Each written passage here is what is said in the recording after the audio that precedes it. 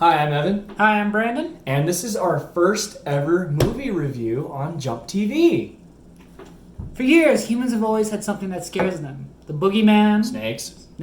Spiders. Snakes. So today we're taking a look at some of the most iconic monsters that have come from the human mind. Let's get into it. All right.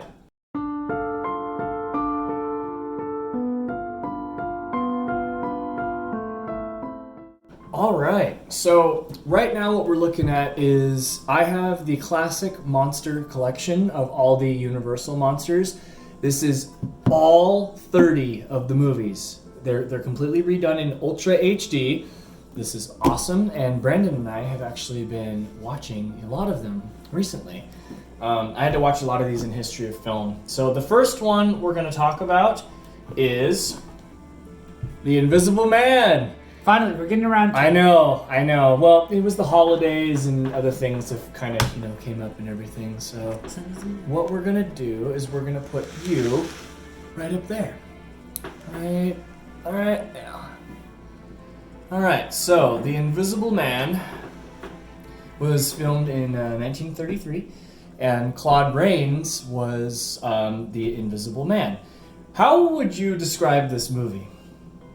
I would describe this movie: ultimate prankster becomes invisible. Mm-hmm. He was a scientist. He was a scientist, and he found a way to turn himself invisible, and he slowly learned how to abuse that power. Slowly went into madness.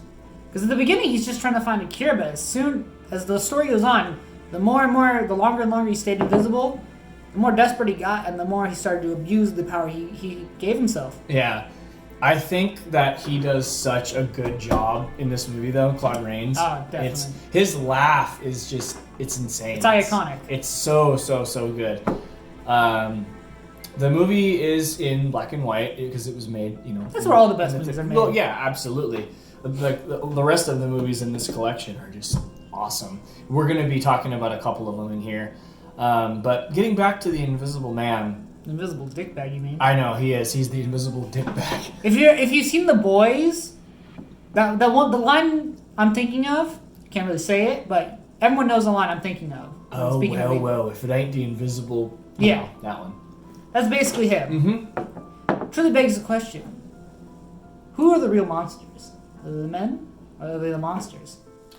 Well, it's a good movie because he slowly drifts into madness.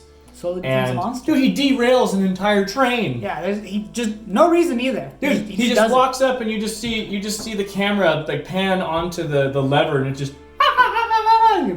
you see the train just like yeet itself off. Yeah, he does it for no reason. I know. Yeah, this movie they did do a remake of it.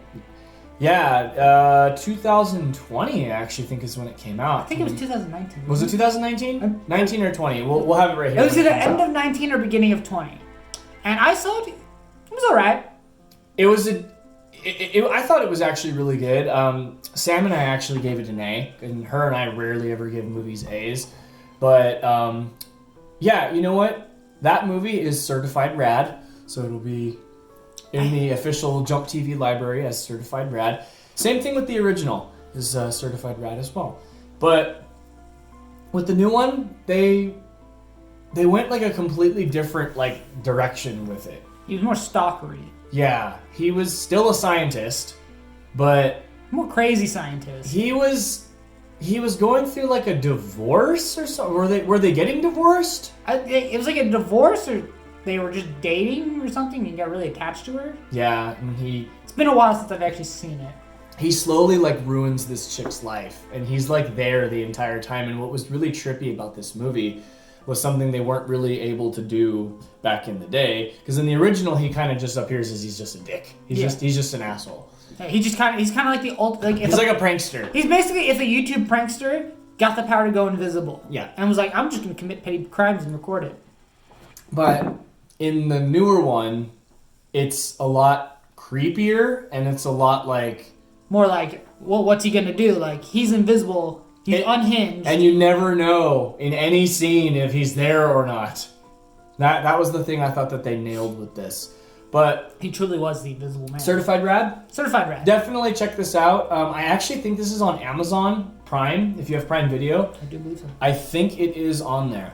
So the next one we're going to talk about is The Wolfman. The Wolfman. This one and the remake that they did in 2007 or 8. I think it was 2007 or 8. And that one was with Benicio del Toro, Anthony Hopkins. It was really good. It was. So The Wolfman, the original one, it came out in 1941. And this guy, Lawrence, I think they just call him Larry. His name is like Larry. It's like the most generic name ever. I know, Larry. Larry! But he goes to this village and he to visit his uncle. Yeah. Because didn't his uncle died, he was gonna go get his house. Mm-hmm. So and he goes to this gypsy tent and she reads him his fortune and she basically tells him that, oh, you're kind of screwed, buddy. And he gets attacked by the thing, right? By he gets bitten or he gets bit by the werewolf. Yeah. And then he slowly turns into a wolf. Becomes it, yeah. A man becomes a monster only when he lets. It's very good. It's very good. For this one though, I did think that the modern one was better. Oh yeah, the modern one was a lot better. That's because the modern one had a lot. Like the werewolf's a lot cooler looking. This one, he kind of looked like Chewbacca. You know why though? The newer one, they still used like props and they still used like makeup and they made him like kind of look like the classic one. They used some special effects to like when he's like running really fast and stuff like that. But I really admired that they did. Kept it kind of actual makeup. classic. Yeah, that was really awesome that they did that. Plus they had Anthony Hopkins. Dude, I still tell people to this day. I think that's one of Anthony Hopkins' like best films. Is The Wolfman. It's really good. Yeah, The Wolfman. You know, if I were to become any of these monsters, I probably want to become the werewolf. Yeah, I think in this one, in the Wolfman, he doesn't have the choice. He kind of just becomes it. I would like the ability, kind of like in Skyrim, how you can just be like, oh, and just turn into it. That'd be awesome. Having a conversation. But that leads us to our last movie review in here. Dracula. The most iconic monster of all. Now, Vlad the Impaler. Bela Lugosi's Dracula is, in my opinion, one of the best renditions of Dracula. It's not like word for word for the book. The only ones that kind of do that really well are Dracula Untold.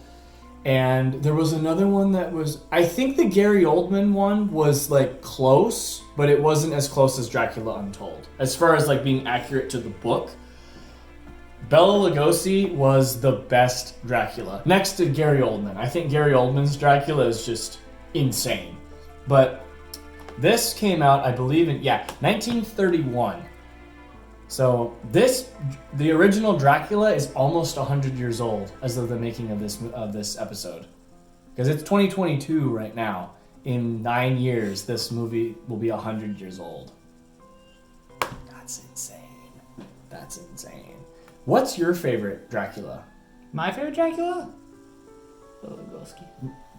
Yeah, it's like you can't go wrong with it. Can't go wrong with a classic. Yeah, it's. Bram Stoker's also good though. Don't get me wrong. Bram Stoker Dracula was probably the first Dracula movie I ever saw. Gary Oldman. Yeah. With Keanu Reeves. Yeah. Yeah, that one's really good. Well, we finally got around to reviewing The Invisible Man, and we threw in The Wolfman and Dracula as well too. All three of these are certified rad, but there's a couple other movies that are in here. This is Frankenstein. So this collection is really awesome. I think you can actually get it on Amazon, but there's Phantom of the Opera in here. I haven't seen this the one, original. Actually. It's good. It's.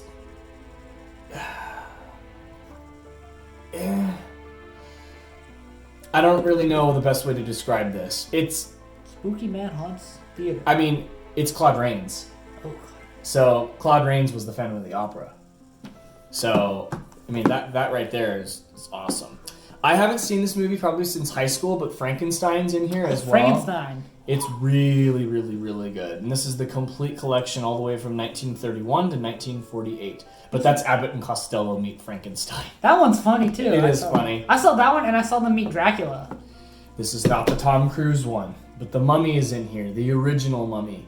Have you ever seen this one, the original The Mummy? Yes, I have. Okay, I guess we can do a little bonus review. The Mummy is great. I love the original. I think it's amazing.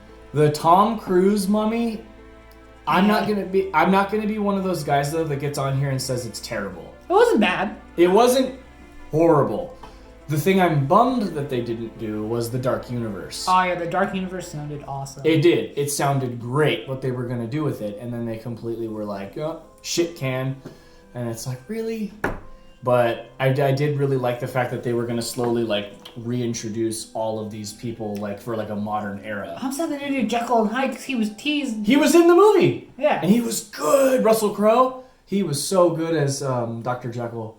Mr. Hyde. Mm-hmm. So if you haven't seen The Mummy with Tom Cruise, it's really good. Definitely watch it. Like people gave it such a hard time, but it wasn't that bad. But if you want to watch amazing movies, definitely watch the Brendan Fraser mummies. Watch the first and the second one. The Mummy and The Mummy Returns are some of my favorite movies ever. The third one, meh. I don't think should have been made. I think that movie was bad, just bad. It was a cash grab at that point. It was a cash grab, definitely. And even Brendan Fraser was like, I'm so done with these movies. But we love Brendan Fraser, and I love the fact that Brendan Fraser is actually like starting to come back into stuff now, because he got blacklisted on Hollywood for a long time. I think the first time I saw him back was in Doom Patrol. Where he was, who was he in that one? He was what's the robot? He's the robot. Yeah, he's the robot guy. You only see his physical form like in the first couple episodes. After that, it's just his voice most of the time. Yeah, how long has it been since you've seen the Brendan Fraser mummies? It's been about like 4 years, I think. The first one there are parts in that film that still scare me to this day. Oh yeah, definitely. It's so creepy and eerie, but it's like at the same time it's kind of like actiony. But the second one is like straight up like just action. It's just him just like basically being Doom guy and just destroying the mummies. He's like, I've dealt with this before. I know what to do. Shotgun. There's literally a line in that where he whips out his bag and he talks to Adep, the guy, the Magi guy that's with him, and he's like, you want the Thompson or the shotgun? Like they know what they're getting into. It's great. Which one? So the Mummy, certified rad. And then the last one in here is Creature from the Black Lagoon. I haven't seen that one either. This is amazing. If they were to do this now, oh boy, it would be really creepy, because a lot of people are already really scared of the water, ocean? of the Especially water at night. Yeah. Well, the thing with the Creature from the Black Lagoon was that he was like a thing. He was just like a prehistoric creature that survived. He was a fish man. They called him the Gill Man. That's what they called him, the Gill Man. And he was in this like lagoon that was down this river. I think it was somewhere in South America where they were, but they went down this river and they parked the ship there, and this thing starts killing everybody. You know, you're parking on my house, dude. I know. What are you doing? Hey! But one thing that this collection also comes with that's really cool is it comes with House of Horror. It's like a compilation of House of Horror, and it's all of these like movie trivia things about the movies. Like you can read this as the movies kind of go along, because like Frankenstein also has The Bride of Frankenstein, which is another really good film. But yeah, us at JumpTV are really into classic horror movies. Horror movies. Movies in general. As you can tell by the shirt I'm wearing, can't really see it, but it's a Blockbuster. Be Kind, Rewind. Yeah, VHS. I have a pretty extensive VHS collection. One day I will show it. I just don't really have a place to really display it right now, but VHS tapes take up a lot of room. They do. The ultimate goal with JumpTV is we're going to have a space for it, and we're basically going to build in a sense, a Blockbuster where we can do all our filming and where we can do really. This is easy. I'm already prepared for it. Yeah.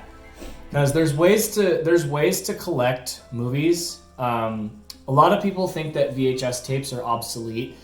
Not really. The technology definitely is. It's, you know, we're in a streaming era. But the thing is that not every movie has been released on DVD that's been on VHS. So if you have the VHS version, especially like some of the older, like the really old ones that like aren't popular anymore. Mhm. Like it's like a small time movie that didn't have a lot of like famous actors in it. At that point, it's probably not going to get DVD released. Yeah, and that's the cool thing about having a VHS collecting VHSs is you're preserving history. And you're getting some movies that no one else might have, because also some of them don't get streamed either. So it's like the only way to watch it is if you have the tape. VHS. Yep. And that's what I try to do whenever I go out here, because there's a bunch of stores. Like when we go game collecting and we find like a video store, I try to do my best to get like some tapes, because VHS tapes are not expensive. Yeah, they're not. They're like $1 or $2. You can go to Savers and get like go to Savers like $20. You can pick up like 40 VHS tapes. I know, yeah. Some of them are literally like 30 cents. 30 cents. Yeah, it's awesome. But they're probably the least expensive thing we collect. Yeah, the VHS tapes for sure. I have one movie on Laserdisc, but I don't have a Laserdisc player. A Laserdisc.